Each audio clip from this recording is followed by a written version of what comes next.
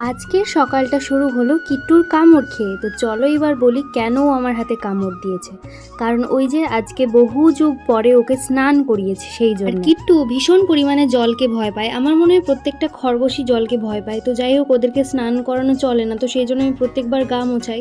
তো আজকে দিদু হঠাৎ বললো যে এক কাজ কর, আজকে আমি গায়ে জল দিচ্ছি, তুই ওকে একদম কানগুলো চাপা দিয়ে রাখ যাতে না ওর কানে জল ঢোকে।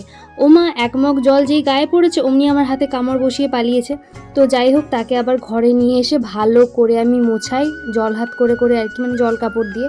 তো তারপর খাওয়া দাওয়া করে আর স্নান টান করে ওর জন্য চলে গেলাম ঘাস কাটতে। আর বাইরের রোদ দিয়েছে, তো সেই জন্য মাথায় একটা গামছা নিয়ে ঢাকা নিয়ে আর ঘাস কাটতে চললাম। আর দেখলাম এখানে এসে যে আমি যেখানটায় ঘাস কাটছি সেখানে কিন্তু রোদই নেই। আর আমি প্রথমে ভেবেছিলাম মাঠে যাব, কিন্তু আজকে আর মাঠে যাইনি, দেখলাম আশেপাশেই রয়েছে ঘাস। তো চলো, যার জন্য ঘাস কেটে নিয়ে আসা তাকে দিই খাওয়ার জন্য। দেখো এমন করছে, আমি ঘাস কেটে এনে দিই আবার আমাকেই কামড় দেয় ঘুরে।